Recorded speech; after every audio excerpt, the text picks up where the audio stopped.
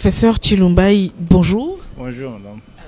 On vous retrouve ici à Genève en Suisse où vous êtes venu dans la délégation congolaise pour participer à l'examen périodique universel.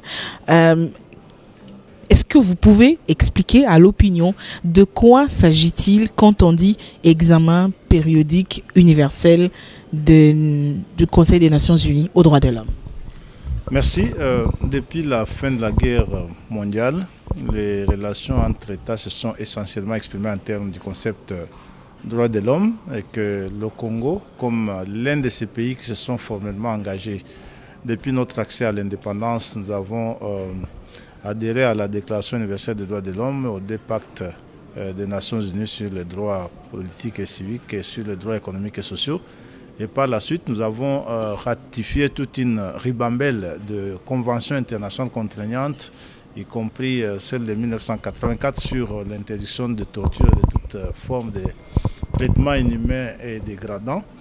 Alors, dans ce cadre, et comme membre à part entière de l'Organisation des Nations Unies et du Conseil des droits de l'homme, nous nous sommes aussi placés devant cette obligation de nous faire évaluer périodiquement par d'autres États pour voir comment évolue la cause des droits de l'homme dans le pays. C'est en fait ça l'exercice auquel d'ailleurs tous les pays du monde se soumettent. Vous avez constaté que juste après nous, c'était la Côte d'Ivoire et bien d'autres pays qui se présentent parce que les droits de l'homme connaissent des souffrances qui ne sont pas les mêmes partout, bien sûr, dans les mêmes proportions, mais qui sont quand même une réalité dans tous les pays du monde, y compris ici où nous nous trouvons. Alors, la dernière participation de la RDC date d'il y a 4 ans et demi, en 2019. Elle a participé, elle a fait son évaluation sur sa situation de droits de l'homme depuis l'avènement de Félix Tshisekedi et depuis la dernière participation. Qu'est-ce qui a évolué dans le pays? Qu'est-ce que vous avez dit à l'assistance au Conseil des droits de l'homme? Non, beaucoup de choses ont évolué. Si vous observez notre constitution, le titre relatif aux droits de l'homme prend la plus grande portion, ce qui témoigne de notre volonté collective de pouvoir faire marcher la cause des droits de la personne, de la dignité humaine. Et c'est dans ce cadre que lorsque vous regardez dans la Constitution, ces droits sont bien évidemment répartis en toutes les générations. Vous allez trouver que nous avons cristallisé et consacré les droits de la première génération comme droits positifs. Chez nous, au pays, en commençant par les droits politiques, l'exercice de liberté politique, le droit d'être électeur et éligible. Nous avons consacré dans notre constitution les droits économiques et sociaux, notamment les droits d'avoir une propriété privée, les droits de détenir, le droit de faire ceci. Il y a des droits culturels, comme vous allez voir, on a parlé de l'éducation, de la formation, droit à l'information et tout ce que vous connaissez. Nous avons jusqu'aux droits globaux, les droits à l'environnement ou encore les droits collectifs qui sont des droits à la démocratie, à l'état de droit. Tout cela a été clairement consacré par la Constitution et c'est des vertus pour lesquelles nous nous battons. Et depuis l'avènement du président Tshisekedi, bien évidemment, vous avez posé la question, vous verrez que ces droits ont été tenus et on les a fait progresser. Par exemple, j'ai cité lors de cette intervention la question relative au droit à l'éducation, à l'accès à l'éducation. La Constitution l'a consacré depuis 2006 et on n'y a pas pensé parce qu'il a été prévu que l'enseignement de base soit gratuit et obligatoire, ce qui n'a pas été fait. C'est avec l'avènement du président Tshisekedi que c'est devenu une évidence, une réalité parce que l'enseignement a été effectivement rendu gratuit. Les efforts sont encore en train d'être consentis pour parfaire le processus qui est irréversible. Et à la suite de cela, il fallait l'amélioration de la qualité de l'enseignement. Nous l'avons rappelé ici. Vous savez que nous sommes un pays qui avait mis entre parenthèses le domaine de l'enseignement pendant 30 ans. Depuis 1991, l'État avait déserté et que la prise en charge de l'enseignement, de l'enseignant, était devenue l'affaire de parents et des enfants, y compris les mineurs. À partir de 2020, le président Tshisekedi a décidé de se conformer aux conventions internationales que nous avons ratifié, plus précisément dans le cadre de l'UNESCO et d'autres obligations internationales qui nous sont imposées. Et il a décidé de s'exécuter, d'appliquer les termes de l'article 43 de la Constitution. Aujourd'hui, l'enseignement est gratuit. Alors, il s'ensuit que nous sommes en train de travailler sur la qualité de programmes majeurs ont été mis en place d'abord pour les infrastructures. Dans le cadre du programme de 145 territoires, on a sérieusement travaillé. Il y a eu aussi un programme présidentiel avec le Fonds social de la République qui a réalisé pas mal d'infrastructures. Et puis on peut voir que c'est pour la première fois dans le pays qu'on peut constater que l'État revient sur l'ensemble du territoire avec la réalisation des édifices de très bonne qualité pour donner accès à cette qualité de l'enseignement. Et pendant longtemps, comme vous le savez, les enseignants n'étaient plus payés par l'État ou sinon lorsqu'ils ont été payés, vous savez, ça représentait. Et il y en a qui sont très nombreux, qui pendant de très longues années ont travaillé comme des esclaves. Ça aussi, c'est le droit au travail et à une rémunération équitable lorsqu'on travaille. Donc, on a pu multiplier x 10 le nombre d'enseignants du secteur public pris en charge par le Trésor. Donc, ce qui n'était pas le cas, et de plus en plus, dans les milieux ruraux, c'est une donne qui a radicalement changé la chose, parce que maintenant l'apprentissage de tout petit est de plus en plus accessible. Ça n'a pas été le cas pour ceux qui vivent à Kinshasa comme vous et moi. On n'en sait peut-être pas grand-chose parce qu'on a Boboto, Boussangani et consorts. Ça n'existe pas dans nos villages. L'école est publique, essentiellement publique, dans le milieu ruraux. Et lorsque l'État déserte, comme ça a été le cas, c'était catastrophique. Maintenant, l'État est de retour, il prend en charge cette réalité-là. Nous avons abordé des questions ici relatives aux droits de l'environnement, par exemple. Vous avez suivi des questions qui ont été posées sur cette question et beaucoup d'efforts sont également fournis, ont été engagés avec, entre autres, l'application stricte de lois que nous avons adoptées dans plusieurs domaines.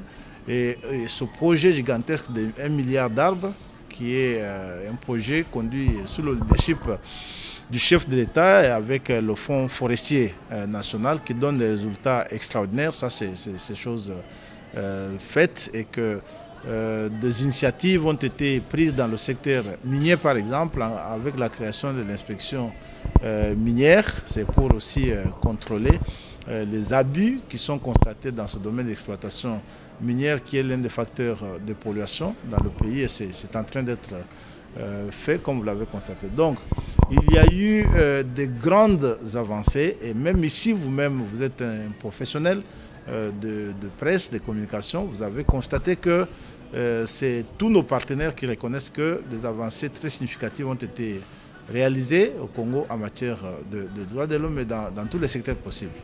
Alors, lors du débat général, les participants, les pays ont formulé plusieurs recommandations à la République démocratique du Congo. Parmi les recommandations, la recommandation qui revenait souvent, même si les efforts de la RDC ont été salués dans le sens de la mise en pratique des droits de l'homme dans le pays, mais il y a la levée du moratoire sur l'abolition en République démocratique du Congo. Qu'en est-il et pourquoi? Oui, il y a des recommandations qu'ils ont formulées. Et les unes sont sans objet, par exemple, l'insistance que l'on ratifie la Convention des Nations Unies contre la torture et toute forme de traitement inhumain et dégradant de 1984, parce que non seulement que nous l'avons ratifié depuis 1996 et nous l'appliquons, mais aussi que nous avons adopté une loi d'application au niveau local. Il y a d'autres conventions qui nous ont recommandées, qui ont été absorbées par le fait que nous avons ratifié le traité de Rome de la Cour pénale internationale et qu'il n'était plus opportun de ratifier les conventions moins contraignantes et inférieures par rapport au traité de Rome qui demandait la même chose parce que nous avons déjà ratifié le traité de Rome. Celles-là sont devenues sans objet. Il y a des recommandations que nous allons prendre pour notre compte, bien évidemment, avec le rapport que nous ferons. Nos institutions respectives et celles qui sont concernées au plan interne vont devoir s'appliquer à pouvoir les rencontrer si possible, mais il y en a qui sont inacceptables, tout simplement parce que nous estimons, nous aussi comme pays souverain, qu'aucune légitimité ne peut conditionner notre survie, la survie de notre État et notre souveraineté. Lorsque on vous dit qu'il faut remettre ici et maintenant le moratoire sur la peine de mort, ce moratoire, on ne l'a pas imposé. C'est nous, en toute souveraineté, qui l'avions adopté pour des circonstances qui ont été les nôtres. Et c'est nous également, en toute souveraineté, qui l'avons levé parce que nous estimons que la criminalité très très imbriquée, surtout dans les zones de conflits armés, ne permet pas que l'on n'ait pas dans notre législation des mesures aussi radicales pouvant dissuader à un niveau très élevé les gens qui se nourrissent au quotidien du sang des Congolais et du bien-être de chacun d'entre nous. Donc pour cela, nous pensons que c'est une mesure de souveraineté que nous allons devoir conserver. Mais ce que nous avons ici comme assurance et que nos partenaires ont avoué, c'est que depuis 50 ans, nous n'avons pas appliqué la peine de mort, bien que consacrée par notre code pénal, et ça, ils en sont très contents, c'est une chose, et que lorsque les circonstances particulières qui ont dicté l'adoption de ce moratoire seront passées, nous allons devoir examiner avec eux les possibilités de ratifier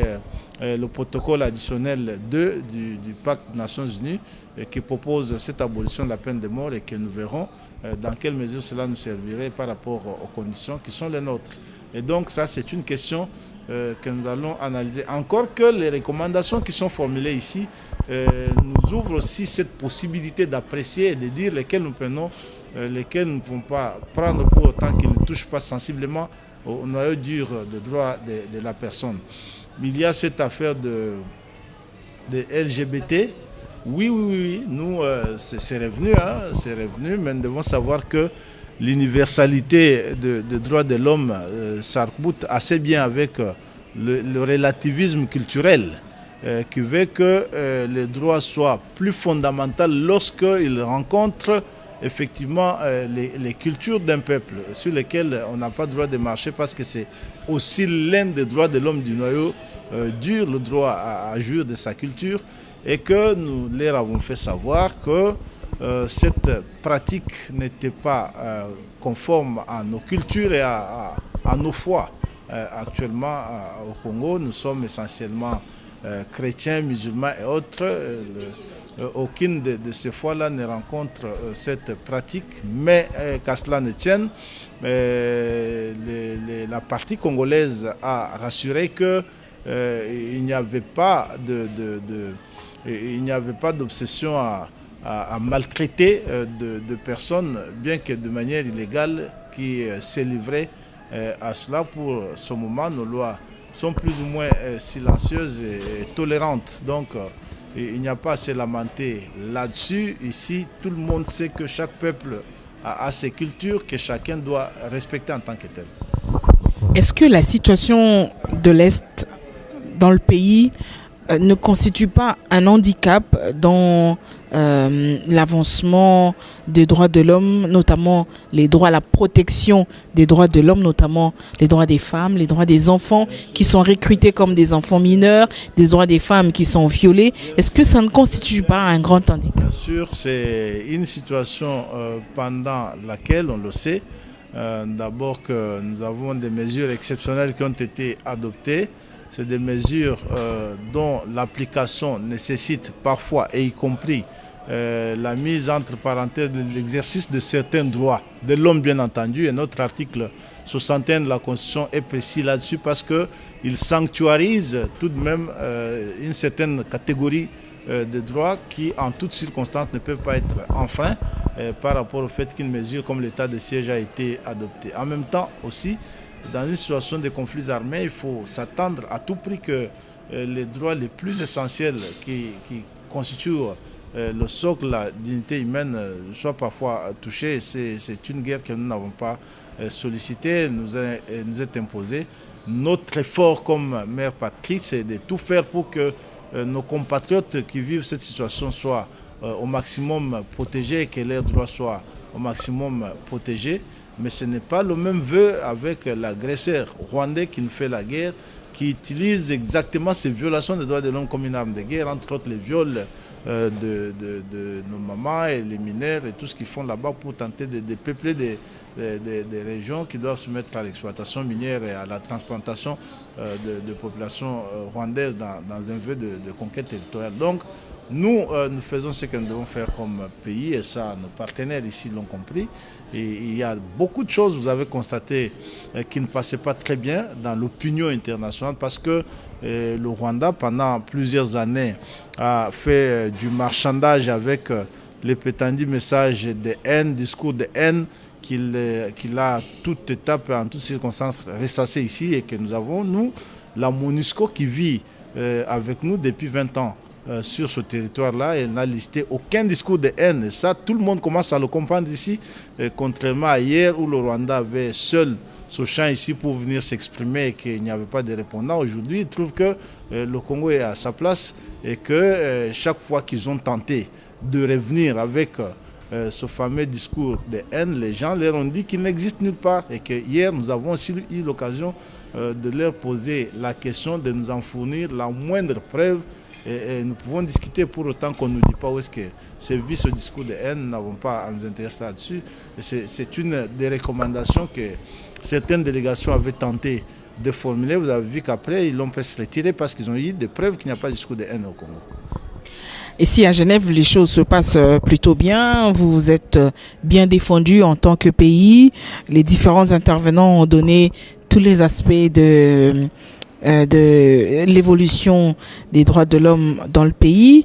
Alors aussi sur place aujourd'hui dans le pays, c'est l'actualité, on va se le dire, reste focalisée aussi sur la question de la révision de la Constitution.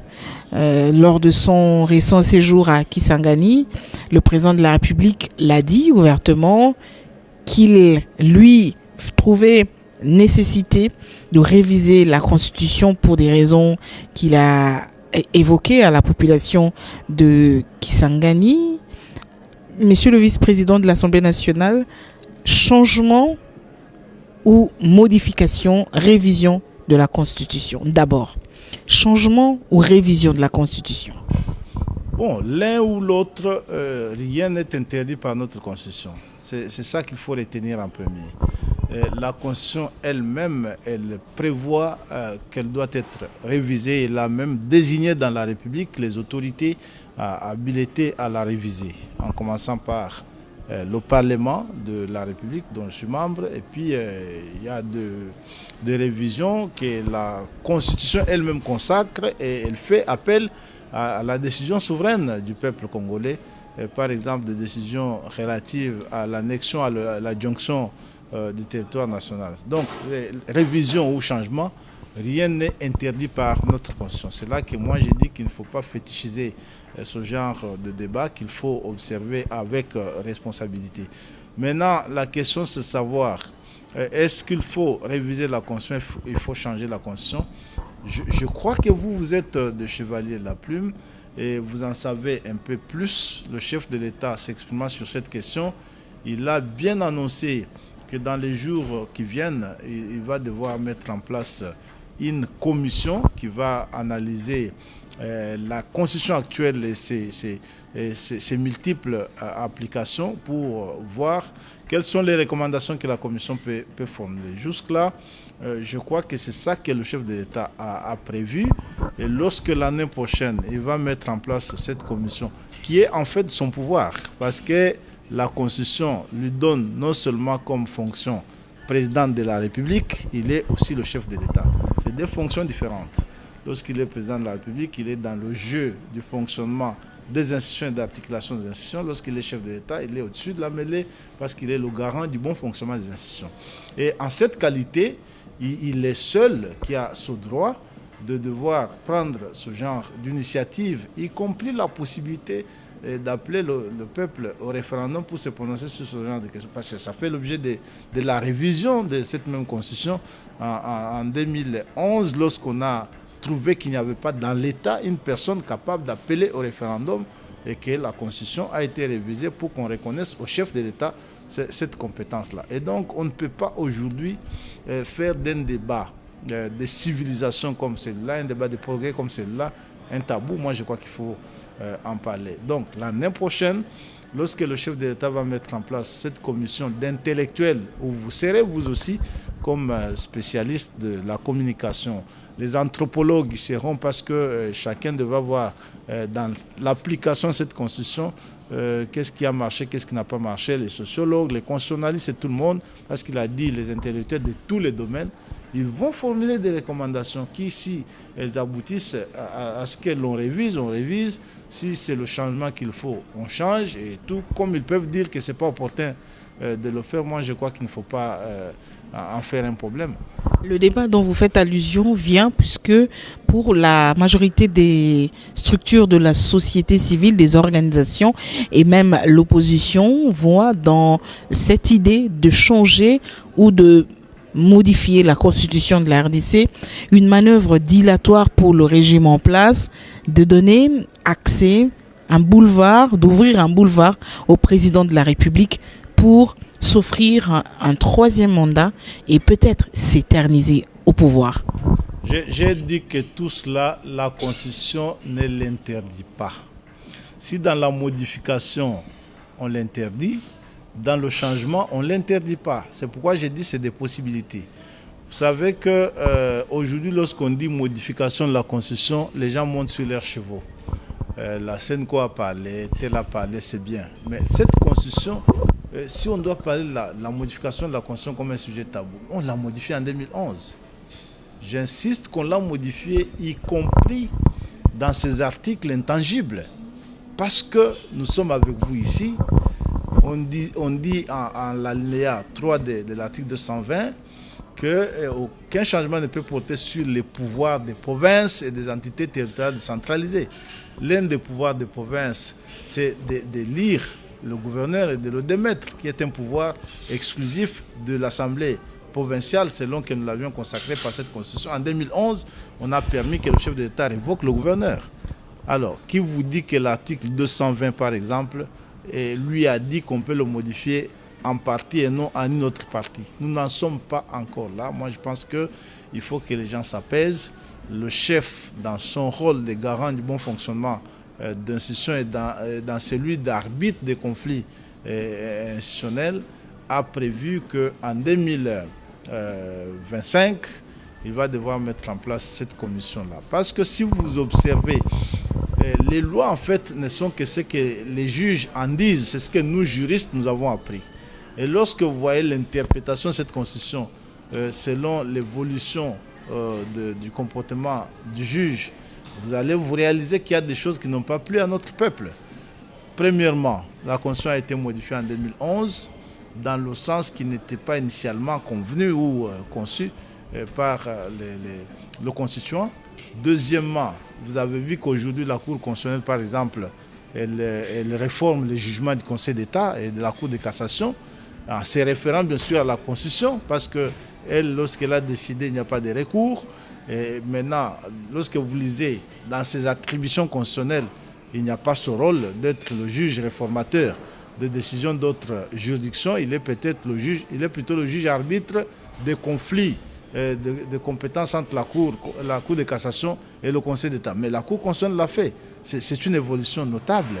Et lorsque vous voyez l'arrêt Matata, et ça, les gens ne s'en rendent pas compte, l'arrêt Matata, la Cour dit qu'un dirigeant, quelqu'un qui a exercé des fonctions au rang de Premier ministre ou de Président de la République, ça peut aussi d'ailleurs être étendu, mutatis mutandis aux ministres et aux autres.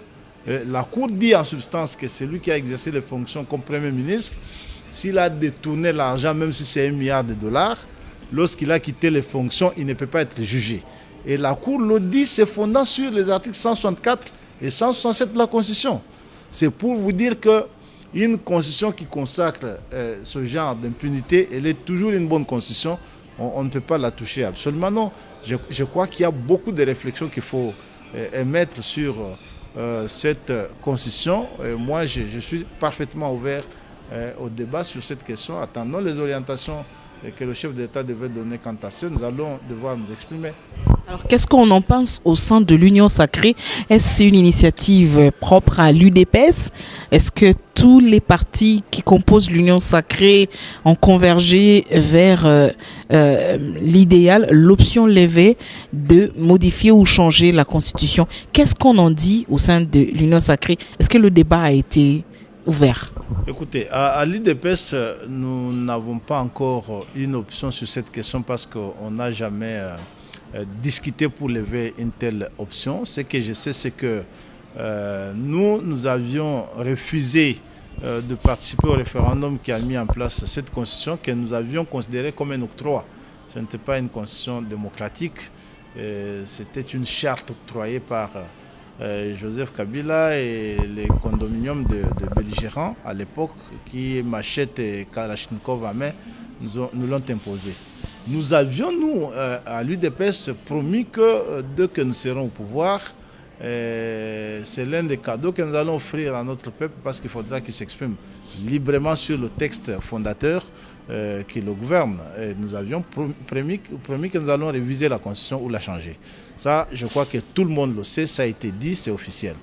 Mais à l'étape actuelle, au niveau du parti, nous n'avions pas encore d'option levée quant à ce. Nous attendons les orientations que devrait nous donner le chef de l'État à l'issue des travaux de la commission promise.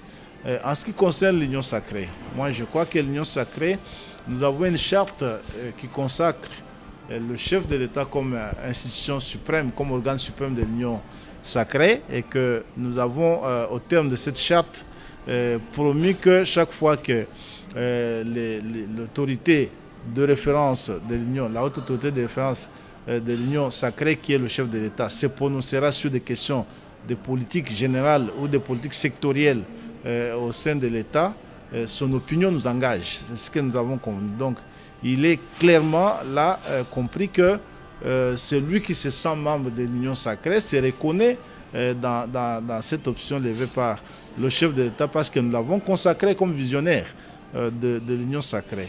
Il n'est vraiment pas de besoin que forcément que l'on se réunisse dans un autre cadre. Et je pense que ça peut ne pas faire l'unanimité. Les occasions vont s'offrir lorsque ça sera effectif pour que chacun se prononce par rapport à ça. Professeur Tshilumba, merci beaucoup de nous avoir accordé cette interview depuis Genève où vous êtes venu en mission officielle. Merci beaucoup, madame.